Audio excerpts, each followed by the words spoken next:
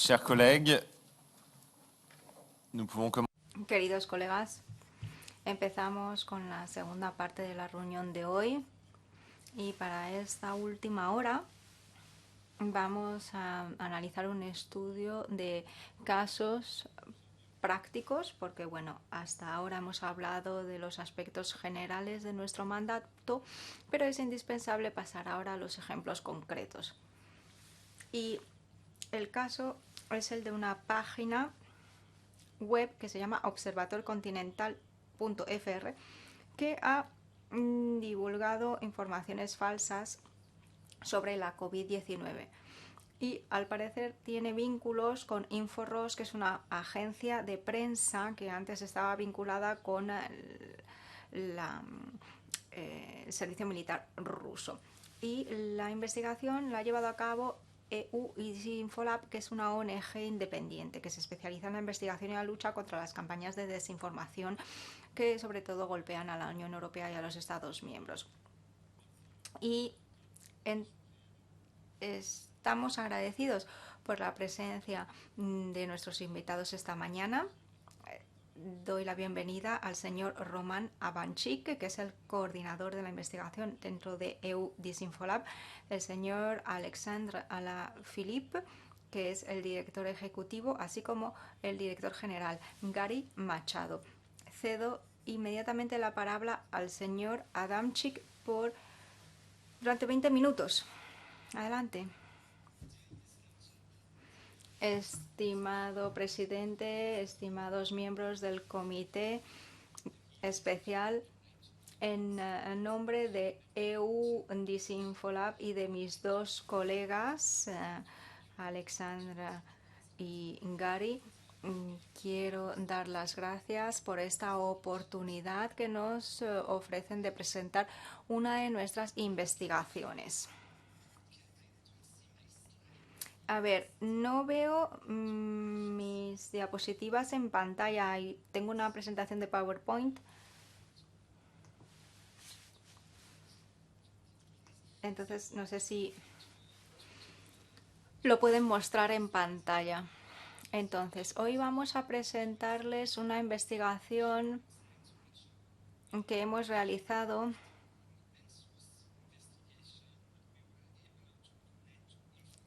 y hemos conseguido establecer un vínculo entre la página web y esta agencia de prensa InfoRoss que ha mencionado el presidente y que se ha vinculado en el pasado con la inteligencia militar rusa. Siguiente diapositiva, por favor. Pero bueno, como información preliminar, ha sido importante dar un paso hacia atrás y decirles que la investigación que vamos a presentar es muy técnica, entonces no vamos a entrar realmente en todos los detalles. Pero bueno, ustedes pueden contactarnos si desean más detalles. Y estamos trabajando en el ámbito de la desinformación y no solo podemos hablar entonces de Rusia, porque en el último año hemos publicado 7 investigaciones y no son solo de Rusia, sino de varios países, así que hay que tener cuidado con las atribuciones. Esta publicación nos ha llevado mucho tiempo justamente para poder comprobar efectivamente estos vínculos. Y la desinformación no solo tiene que ver con la interferencia extranjera.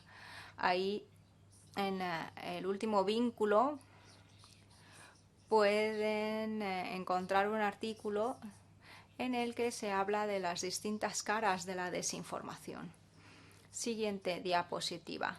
A ver, vamos a hablar de 2 páginas web, una francesa, de lengua francesa, y una de lengua inglesa, Observatoire Continental y One World. y los hemos identificado porque divulgaban desinformación. Por ejemplo, aquí tenemos un artículo en la página de Observateur Continental y aquí la página web sugiere que la COVID-19 es un arma biológica sin ningún tipo de prueba. Entonces, ¿qué les vamos a mostrar? Pues cómo hemos conectado estas páginas web con Rusia. Luego explicaremos un poco las estrategias y cómo funcionan estas páginas web. Y por último, de forma más amplia, vamos a hablar de los vínculos de estas operaciones de desinformación y otros aspectos que se han observado. Entonces, en primer lugar, la investigación open source. Lo primero es pues cómo ha empezado todo. Cuando descubrimos la página web Observateur Continental, pues fuimos a buscar los datos vinculados al dominio. O sea, cuando se crea una página web se registra un nombre de dominio y por lo tanto pues se crean una ficha de datos. Y en esa ficha de datos vimos que el contacto técnico era pues alguien en Rusia de Inforos. Pero bueno, este tipo de información no es suficiente para establecer un vínculo. Entonces fuimos a analizar el contenido de esta página web. ¿Y qué es lo que vimos? Que algunos artículos, antes de publicarse en Observateur Continental, se habían publicado en la página web de Inforos, o bien en inglés o bien en ruso.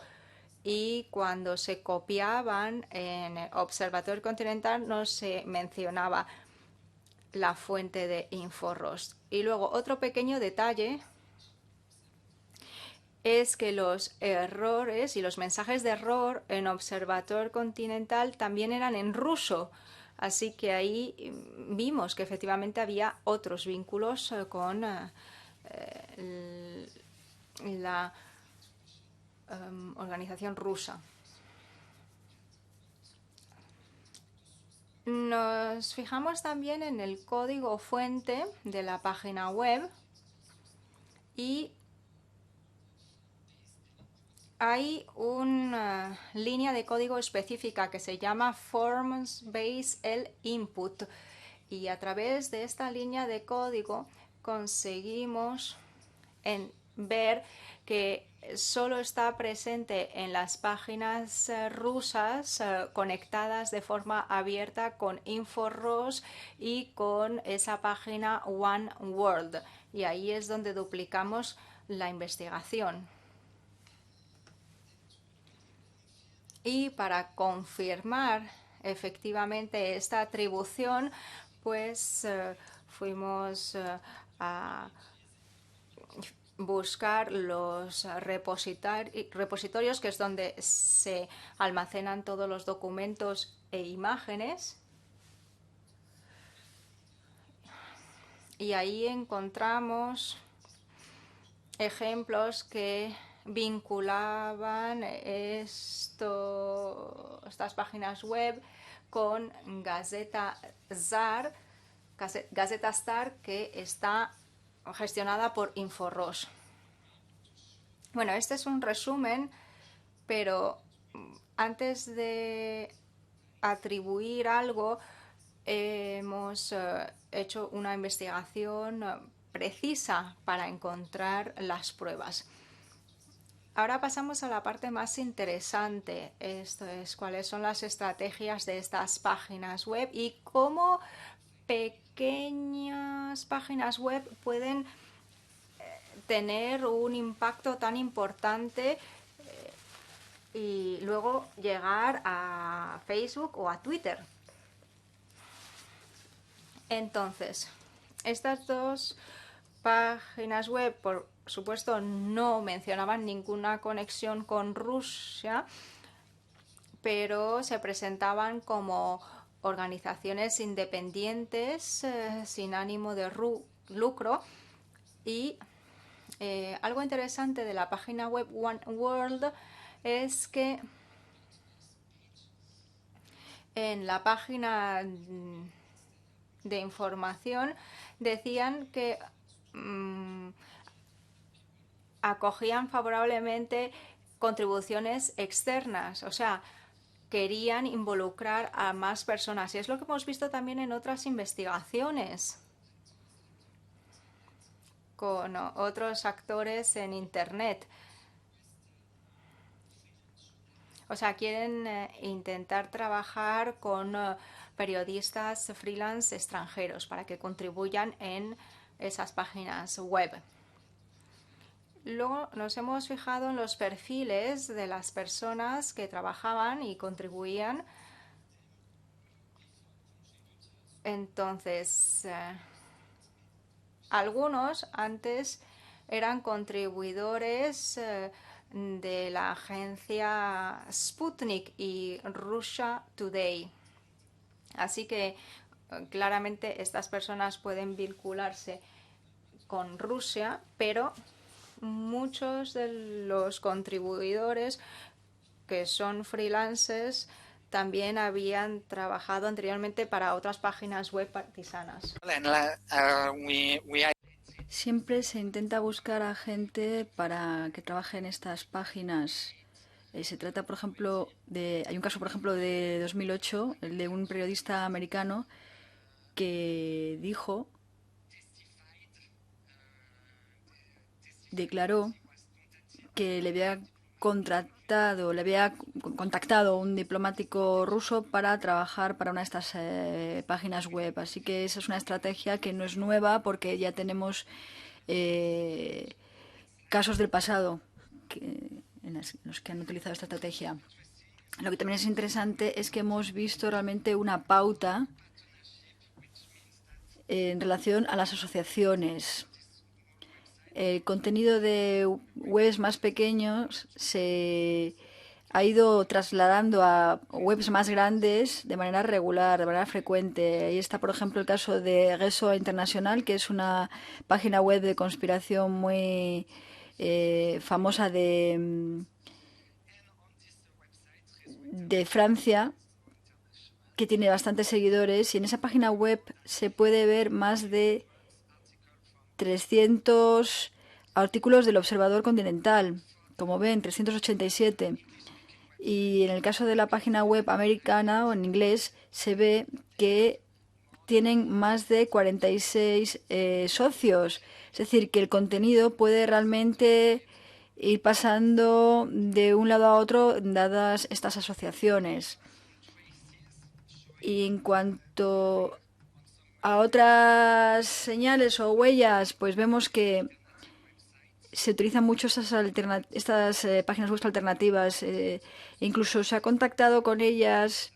Incluso estas páginas web contactan con sus donantes para que transmitan este contenido en sus páginas web o en sus redes. Aquí, por ejemplo, ven un ejemplo de un artículo de una página francesa que acabó en una página eslovaca.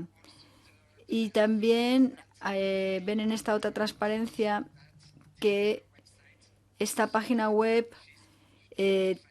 tiene anuncios en sus páginas web para amplificar su contenido.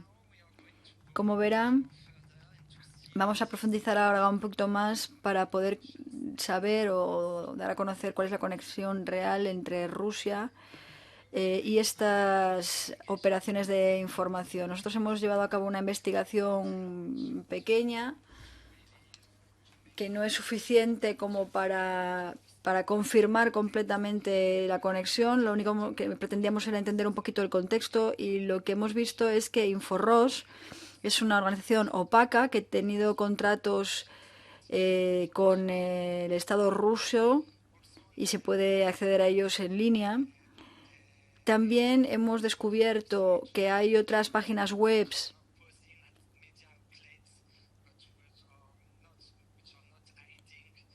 que no esconden sus objetivos, como es el caso de la página web de la izquierda que habla de la situación en el sur de Osetia.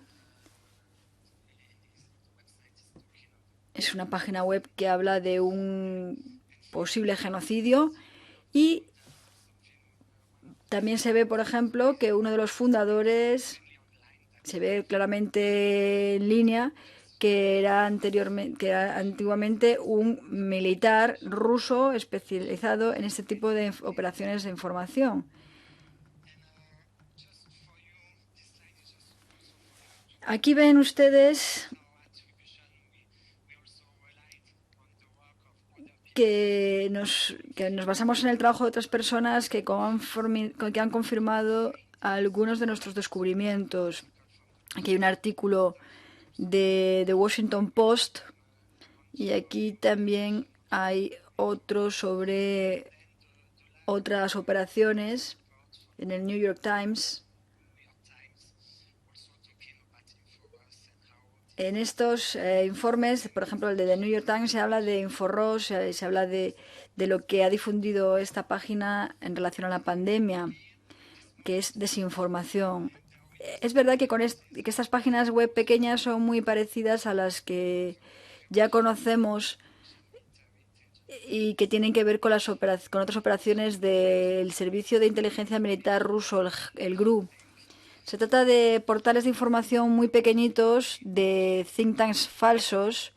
Tiene una narrativa que pretende separarles de estas cuentas falsas, pero se intentan generar relaciones con otras páginas web que les permitan amplificar la narrativa, que les permitan difundir la narrativa. E intentan también implicar a otras personas, reclutando, por ejemplo, a escritores extranjeros, periodistas freelance, cuyo objetivo es, por lo tanto, entrar un poco en la difusión, quedando fuera del radar.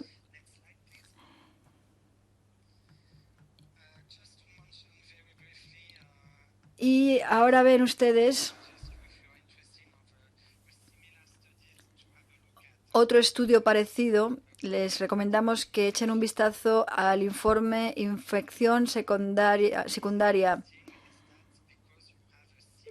¿Por qué es interesante? Pues porque hay una estrategia parecida de publicación de contenido, pero intentando estar fuera del radar. Es decir, lo importante es que sean los demás quienes difundan. O sea, se produce contenido, pero lo publican los demás.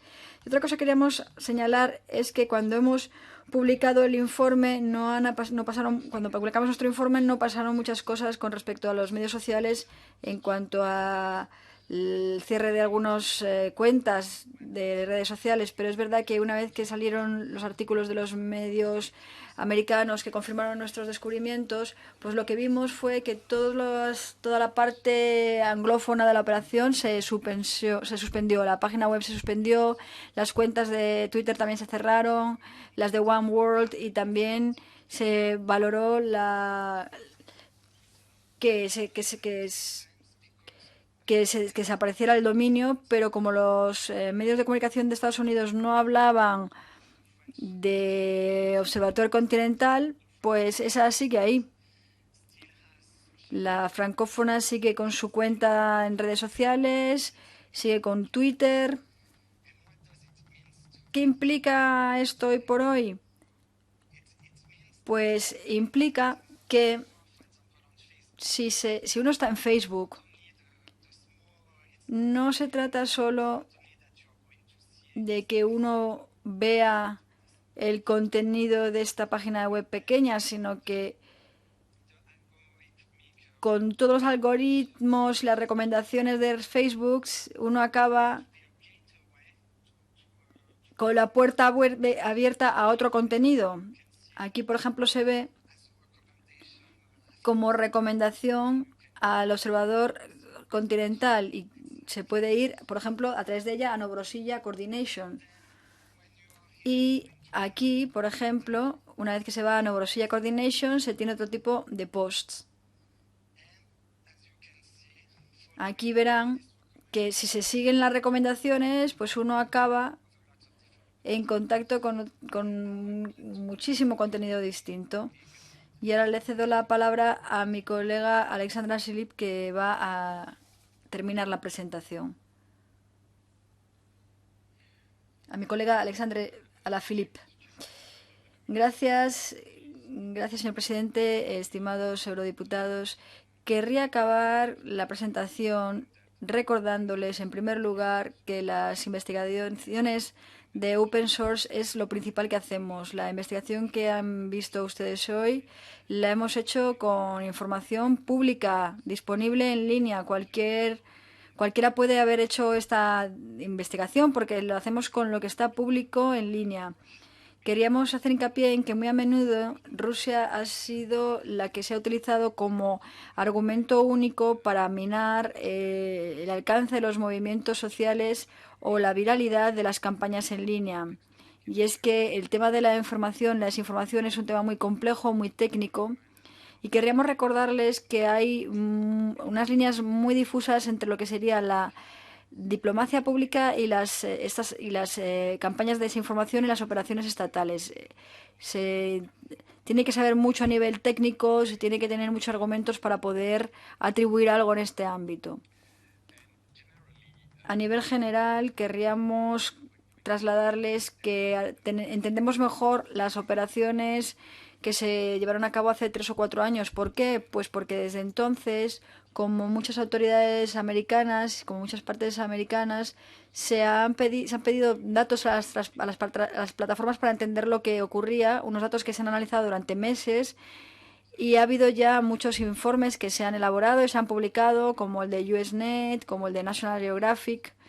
Y este trabajo lo han llevado incluso institutos de investigación muy prominentes. Entonces, vemos que la pregunta que nos planteamos es si en Europa hay informes parecidos. Por ejemplo, cuando se publicó este informe sobre Observador Continental One World de InfoRoss, no se difundió mucho en las instituciones europeas y lo más preocupante, no hubo consecuencias con estas campañas de desinformación. Entonces, si no hay consecuencias, como decía antes el colega de la comisión, Pablo Cesari, pues si no hay consecuencias, pues la gente sigue haciendo lo mismo, lo que da lugar a muchas dudas. Por ejemplo, ¿realmente queremos saber lo que está pasando?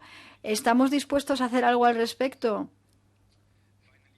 Por último, querría recordarles que las operaciones de información estatales cada vez son más complejas, son más sofisticadas, son más profesionales, utilizan muchas capas de proxies, de cuentas burner, de fraude, outlets confusos y otras tácticas, y todo para que no se las detecte.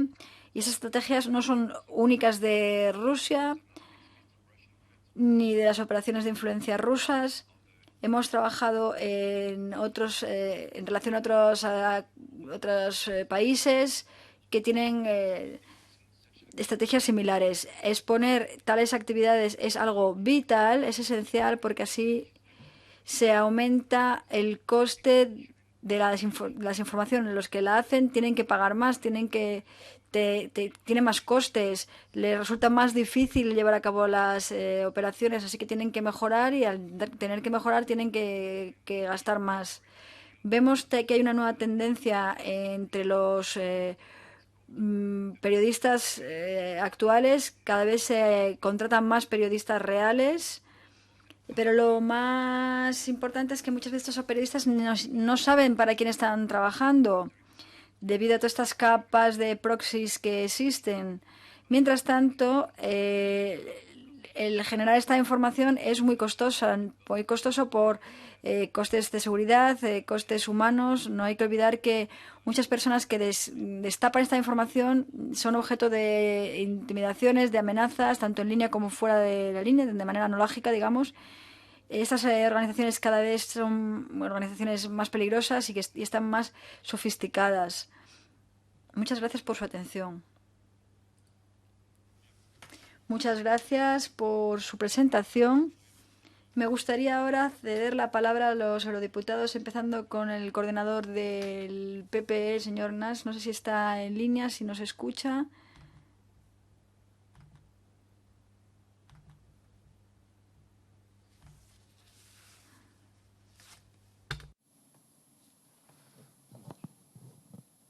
Mr. Leonard, would you please press the speak button at the bottom of your Señor Lennars, ¿nos escucha? ¿Puede encender el micrófono? Speak button because it told me I had to raise my. Sí. Ahora funciona. Muchísimas gracias por las intervenciones y muchas gracias por todo el trabajo que habéis realizado. Tenemos poco tiempo, así que voy a intentar ser breve. Ambos habéis mencionado que no solo se trata de Rusia, así que no sé si hay análisis que se haya realizado en lo que se refiere a los orígenes geográficos de la interferencia extranjera o qué es lo que se puede decir al respecto.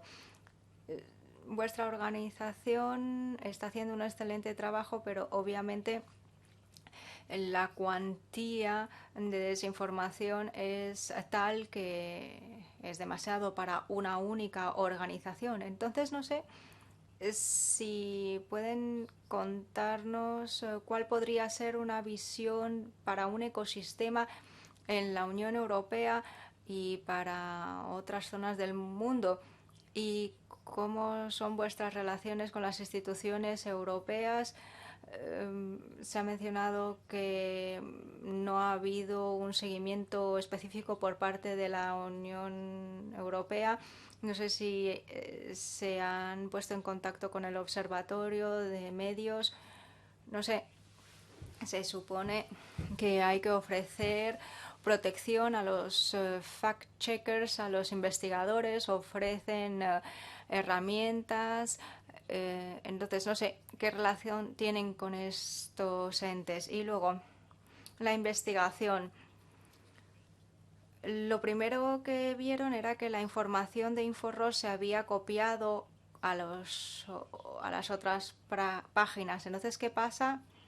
Por ejemplo, con los generadores de idioma como el GTP3, que a lo mejor dificulta las investigaciones de cara al futuro. ¿Lo ven como una amenaza? Y luego han dicho claramente que si no hay consecuencias para estas acciones, bueno, pues estamos entonces dando vía libre a estos comportamientos. Entonces, ¿cuáles son las sugerencias? ¿Sería algo a nivel europeo o a nivel nacional? Porque tenemos ahí esa página web. ¿Serían las autoridades francesas las que deberían reaccionar o a nivel europeo? Y luego, sois una organización independiente y habéis trabajado durante un año en este tema. Entonces, ¿pueden indicarnos cuáles podrían ser las prioridades? Una o dos desde el punto de vista tanto de investigación como legislativo. Sí, he sido muy generoso. Señor Mayorino, SID. Muchas gracias, presidente. Pues yo quería dar las gracias a nuestros invitados y quería retomar esa frase que se ha mencionado, que para nosotros es el kit de la cuestión. O sea, no ha habido consecuencias. Esto es lo que se ha dicho. Entonces me gustaría entender mejor exactamente qué es lo que ha pasado. O sea, se ha presentado una denuncia y no ha pasado nada. O sea, ¿cuál es el tipo de denuncia que se ha presentado?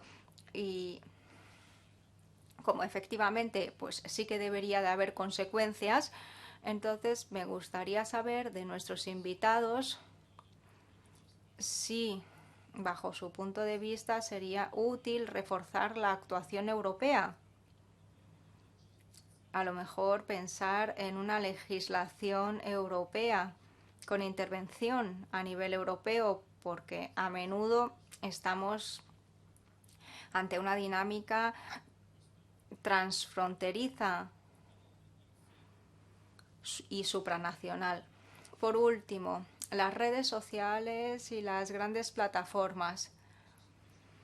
No sé si nuestros invitados pueden explicarnos exactamente qué es lo que han hecho y si han actuado o no. Gracias. Gracias. Señora Loiseau, para Renew. Sí, muchas gracias, presidente. Y muchas gracias a nuestros invitados, que yo creo que nos han ofrecido ejemplos muy interesantes. Bueno, vemos que aquí la lucha contra la desinformación tiene un coste muy elevado. Entonces, me gustaría saber cuántas personas han tenido que trabajar para poder investigar este caso de Inforos, por ejemplo. Y luego me gustaría saber,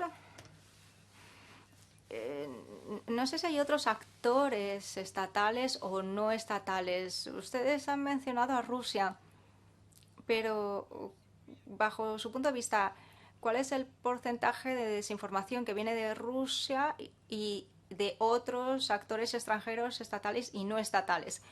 Y no sé si pueden mencionar las causas positivas que circulen en las redes y que otros aprovechan para divulgar desinformación. Por ejemplo, pues protección de los menores, bienestar animal. No sé si han analizado estas situaciones. Y luego, nos han dicho que la reacción de las plataformas es muy diferente y que en realidad es el riesgo que corre su reputación lo que hace que actúen. Entonces, la verdad, yo espero que Observateur Continental pues sufra la misma suerte que One World, porque al final se trata de la otra cara de la misma moneda. Y ¿se sienten ustedes apoyados de forma suficiente? El Observatorio de Florencia puede ser un interlocutor útil, y si la democracia europea se muestra fiel a su trabajo o no.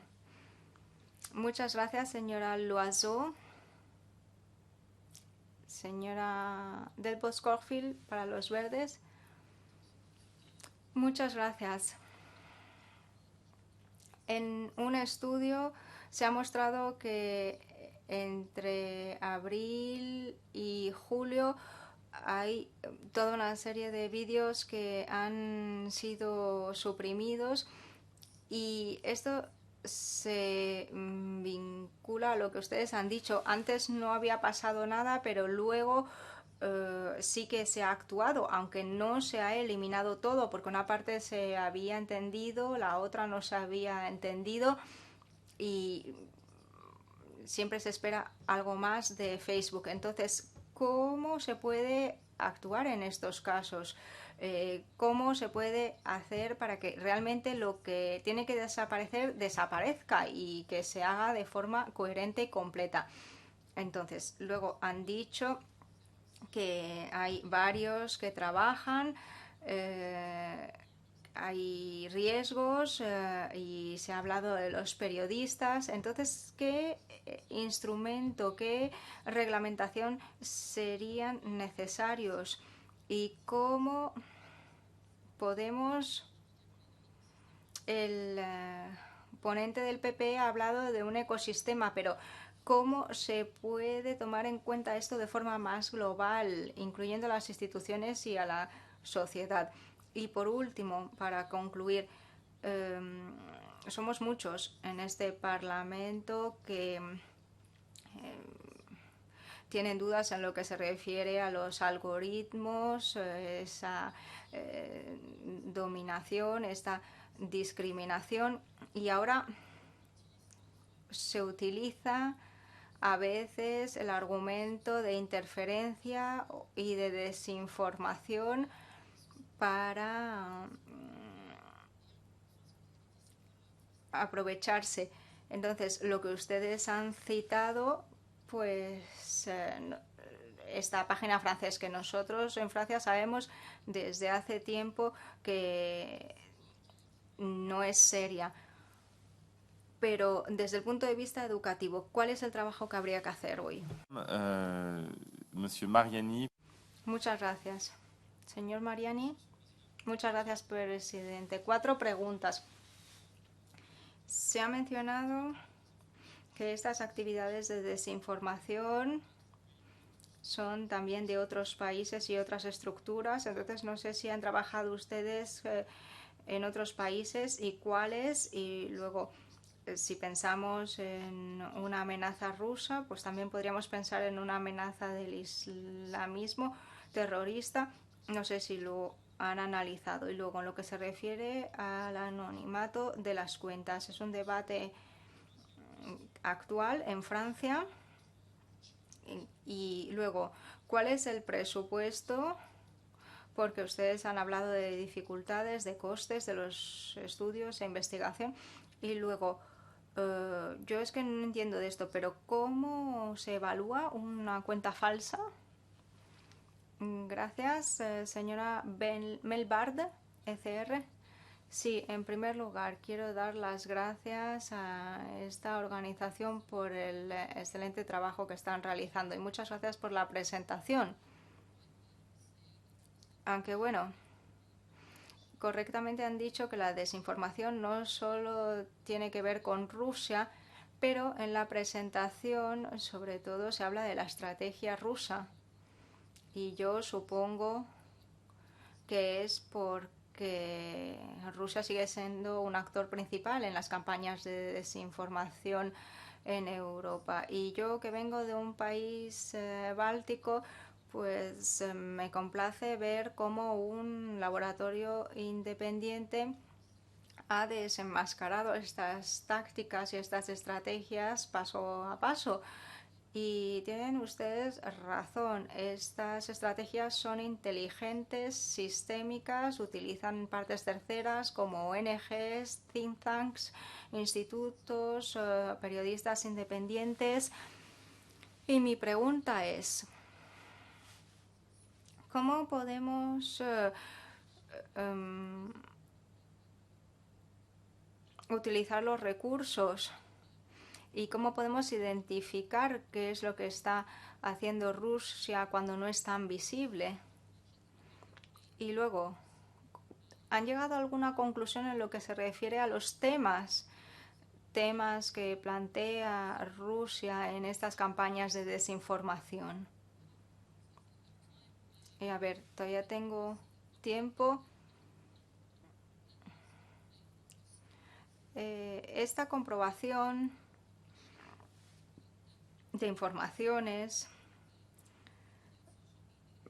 nos lleva a entender que hay que regular los medios sociales y las redes sociales como hacemos con los bancos, ¿no? O sea, requisitos de transparencia, información, y también hay que tomar en cuenta la prevención y cómo combatir el comportamiento desleal. O sea, no solo tendrá que ver con la información.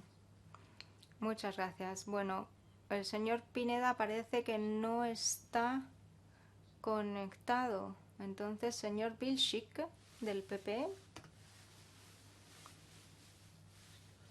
Muchas gracias, presidente. Y quiero dar las gracias por esta sesión. A ver, a lo mejor voy a reiterar algunas de las cuestiones que ya se han mencionado, pero yo creo que necesitamos ideas claras.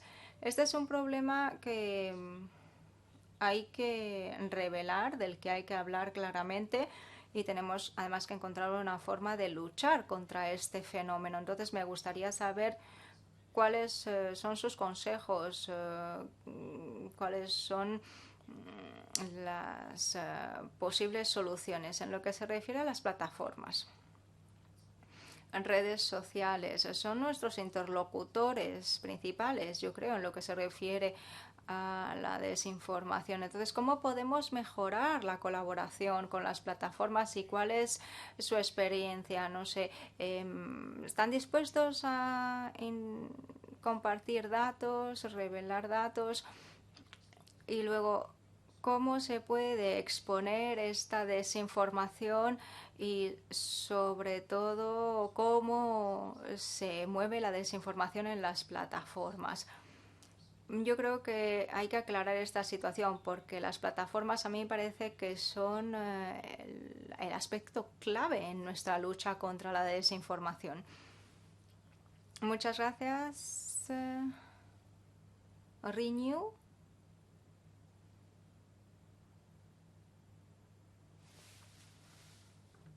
Señora Donald.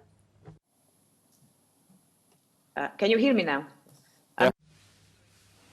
Ahora sí. Thank you for the speakers for being with us. Gracias, señor presidente. Gracias a los oradores por estar con nosotros. Ya se mencionaron antes y en otro informe también las muchas caras que tiene esta desinformación. Se ha visto que muchas de estas campañas las llevan actores estatales y que muchas veces esta desinformación puede formar parte de la propia comunicación política de los partidos políticos. Algunos gobiernos deberían tener el poder para hacer algo al respecto. Pero también es verdad que desde muchos gobiernos se utiliza la propaganda. Entonces, que haya libertad de expresión no implica muchas veces que la gente esté informada y que todo sea igualitario y que sea realmente libre. Entonces, no sé si hay alguna herramienta para hacer un seguimiento de esas actividades en la Unión Europea, sobre todo cuando estas actividades de desinformación las llevan a cabo actores nacionales. Si no es así, piensan que van a utilizar estas herramientas en el futuro, las van a crear. Muchas gracias. Y ahora los verdes, la señora Cramón Viola, adelante. Sí, muchísimas gracias. Mi pregunta va un poco por la misma dirección. Se ha dicho que Rusia no es la única que está metida en estas campañas de desinformación, y eso es verdad, pero no deberíamos ser demasiado inocentes, porque al fin y al cabo sí que su institución se creó precisamente después de la ocupación rusa de Crimea, cuando se descubrió que efectivamente había habido una desinformación por parte de Rusia de manera sistemática. Entonces, lógicamente, como ya han dicho muchos de los anteriores oradores, sí que es verdad que luego todo pasa por los actores nacionales. Entonces, mi pregunta es la siguiente: ¿hasta qué punto sus análisis y sus descubrimientos son independientes de los Estados miembros? ¿O cómo piensan cooperar con ellos? ¿Cómo van a seguir trabajando con los resultados más adelante? ¿Qué van a hacer con esa información que tienen? ¿Y qué van a hacer con la información que tienen, que efectivamente no es de Rusia solo? Aunque sí que es verdad que es información que muchas veces parte de ese país o de otros y se difunde sistemáticamente entre los Estados miembros. ¿Qué se puede hacer con ella? ¿Qué se puede hacer desde la Unión Europea, desde las instituciones, para ayudarles más, para apoyarles más y para hacer algo con su información o con sus análisis, para trabajar con ellos de manera sistemática? ¿Cómo funciona la cooperación las ONGs en los diferentes Estados miembros? ¿Se podría mejorar? ¿Hace falta alguna ayuda financiera? ¿Nos pueden decir algo al respecto? ¿En qué puntos piensan ustedes que necesitarían más financiación o más medios? Muchísimas gracias. Muchas gracias. Señor Gossi, de Renew, adelante.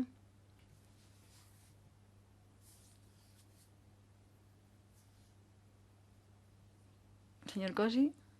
Sí, ¿me escuchan? Perfecto.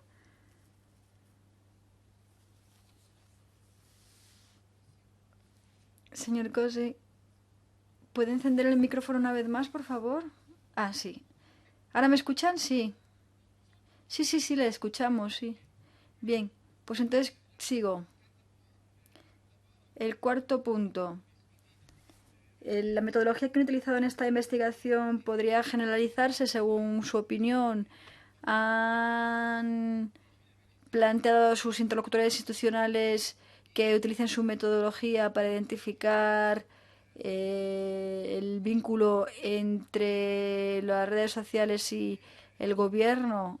Han hecho ustedes mención de Rusia, pero no solo de Rusia. Esa es la primera pregunta que les planteo. Y la segunda, cuando llevaron a cabo esta investigación durante la crisis del COVID, de la COVID-19, ¿vieron ustedes que había alguna actividad concreta, algún vínculo concreto a través de estas cuentas con Italia y con los movimientos políticos italianos desde las cuentas rusas? Tercer punto, ¿están ustedes al corriente de que haya habido algún tipo de actividad organizada contra aquellos que denuncian o se oponen a estos métodos? Tanto opositores normales, digamos, de a pie, como políticos europeos. Y cuarta pregunta, el reglamento, la reglamentación europea puede hacer algo respecto a esta situación? Muchas gracias, señor presidente. Gracias infinitamente, señora Gal, del PPE. Ah, no, ya no. Pues entonces yo voy a intervenir en nombre de señora Gall, porque ya no está, para plantearle un par de preguntas. La primera, ¿nos puede hablar más acerca de las amenazas? ¿Puede haber alguna amenaza incluso física? Porque parece que ha hablado de eso. ¿Cuál sería? La segunda pregunta, que sería un resumen de todas estas preguntas que se les han planteado. ¿Nos puede hablar de cuáles son los otros países más allá de Rusia que utilizan los mismos métodos ahora mismo? Gracias.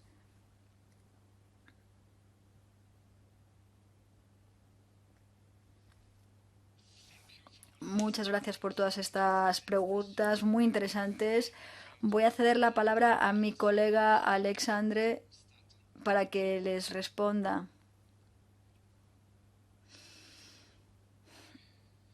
Muchísimas gracias, estimado compañero, y gracias, eurodiputados. Voy a compartir algunas de las respuestas con mi compañero también y voy a responder a algunas. La primera pregunta que ha salido a colación en varias ocasiones, no es que nos fundásemos justo después de la guerra de Crimea, somos una ONG y nos basamos en mucha información, también en alguna de Oxford. Respecto a los ecosistemas, pues se están haciendo muchas cosas. Mi colega Gary les hablará más adelante de ello. Respecto a los demás países, a los demás focos, trabajamos sobre la desinformación en general. Hemos publicado una investigación sobre diferentes países, incluyendo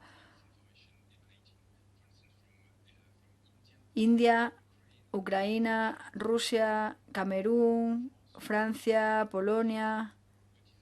Lo que queda patente es que estas estrategias las utilizan muchas partes diferentes, tanto públicas como no públicas, estatales como no estatales, y utilizan las mismas estrategias que se han utilizado y que se han hecho famosas en el pasado, en los últimos 3 o 4 años.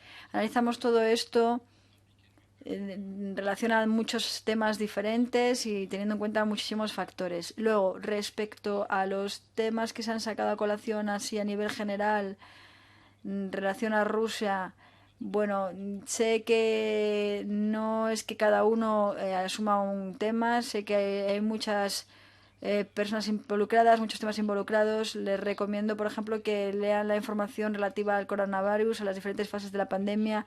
Así podrán ver cómo los diferentes actores han utilizado diferentes argumentos en diferentes puntos del mundo.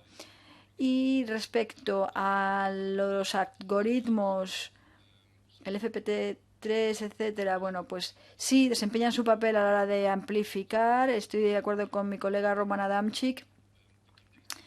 Los contenidos en línea llevan a las personas a diferentes tipos de información, a diferentes ecosistemas digitales con diferente contenido. Los algoritmos han desempeñado su papel en Facebook, en Twitter, en YouTube y en muchísimas otras plataformas y porque están diseñados precisamente para maximizar el contenido, un contenido que genera mucha polarización y han tenido mucho éxito en muchas campañas de desinformación, independientemente de dónde partan estas campañas. Y luego las cuentas falsas, etcétera. Bueno, pues sí, es una preocupación, pero no. Pero, a ver, se utiliza de manera frecuente, se utilizan mucho las imágenes falsas de personas o de rendes de bandas, de personas que no existen. Esto es algo que suele ocurrir, no forma parte de la información en general, pero sí la utilizan muchas organizaciones, se utilizan muchas organizaciones falsas, muchos proxies falsos y muchas tácticas que implican estos elementos falsos. Y luego, lo de los ecosistemas, les recuerdo que nuestras investigaciones se publican junto con medios de referencia, con plataformas verificadas. Hemos visto que ha habido varias plataformas que han tomado diferentes medidas. Por ejemplo, una plataforma analiza todo el contenido o reduce la visibilidad de algún contenido. Pero es verdad que no hay ninguna medida armonizada entre todas las plataformas.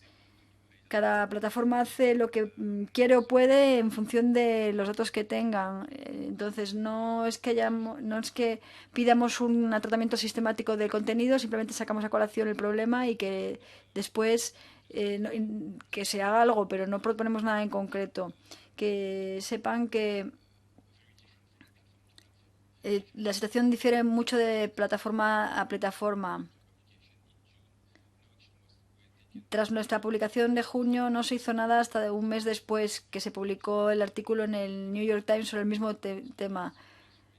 Esto nos hace ver cuál es el poder de la sociedad civil europea frente al poder de la sociedad civil americana respecto a este tipo de actividades. Y luego, en cuanto a la relación con las instituciones, pues muy frecuentemente se nos invita a diferentes foros públicos. Nuestros documentos son públicos, además, nuestra metodología también es pública, así que querría hacer hincapié en lo que siempre se dice, que todo el mundo puede aprender de esta metodología. Son datos públicos, abiertos, de fuentes abiertas, todo el mundo lo puede leer, puede llevar a cabo la misma investigación que hemos hecho nosotros con los datos que tenemos. Y creo que con esto he respondido a todas las preguntas que me hacían a mí y le cedo la palabra a mi colega Gary Machado para que responda al resto de las preguntas.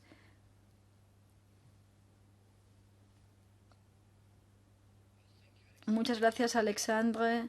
Y gracias también al señor presidente, estimados miembros del comité especial. Se han planteado muchas preguntas. Voy a intentar centrarme en dos que se han planteado mucho más recurrentemente. Una tiene que ver con la financiación y el presupuesto. En cuanto a la financiación, para ser completamente transparente, que sepan que nuestra financiación del año pasado fue €500,000, que no es suficiente para llevar a cabo todo el trabajo que tenemos que hacer, que es ingente. Tendríamos que trabajar incluso más. No lo hacemos porque simplemente no tenemos los recursos. Nos financian desde diferentes fuentes, incluyendo proyectos europeos, también fundaciones. Gran parte de estas fundaciones son de fuera de la Unión Europea. Agradecemos mucho su apoyo a los que nos financian porque nos dan una independencia total y es además la manera en que deberíamos proceder. Nos preocupa mucho la falta de financiación en este ámbito en general y la falta de una financiación descentralizada. Muchos de los estudios que se han hecho en el mundo se han hecho por iniciativa privada a través de asociaciones o de personas o de empresas privadas que han empezado con actividades descentralizadas más que con un enfoque de arriba abajo. Es algo que hemos sacado a colación, que hemos presentado a la Comisión Europea también.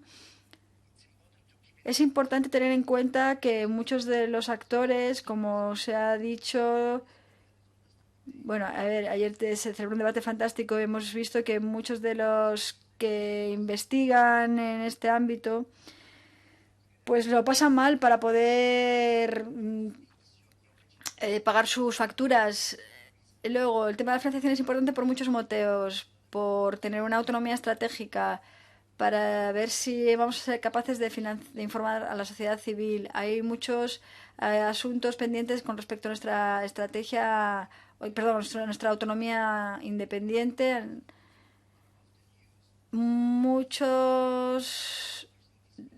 Cuando se habla de amenazas, pues sí, muchos nos amenazan.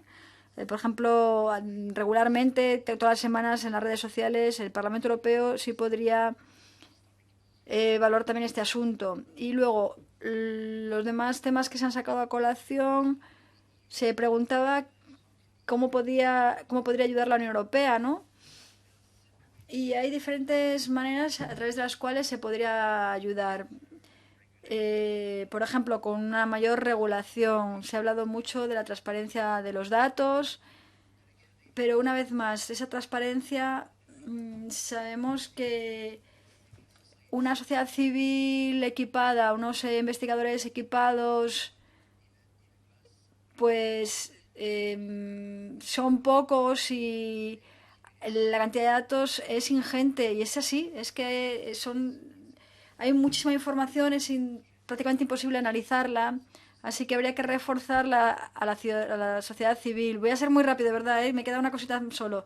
Sí, pero lo lamento, pero porque tenemos que parar porque no tenemos interpretación a partir de la 1, así que si puede acabar ya sería fantástico.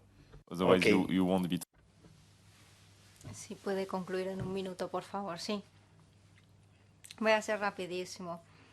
Consideramos que cuando se publica una investigación importante, lo primero que puede hacer la Unión Europea es divulgar estas investigaciones.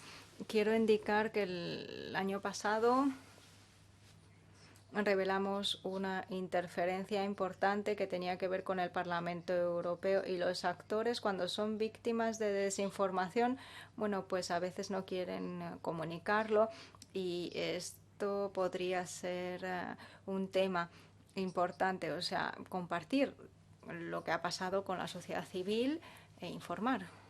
Muchas gracias. Muchísimas gracias por todo el trabajo, por las respuestas. Gracias a los tres. La verdad es que ha sido un placer para nosotros tenerles aquí en esta sesión de información. Estoy convencido de que seguiremos en contacto con su organización durante el resto del año.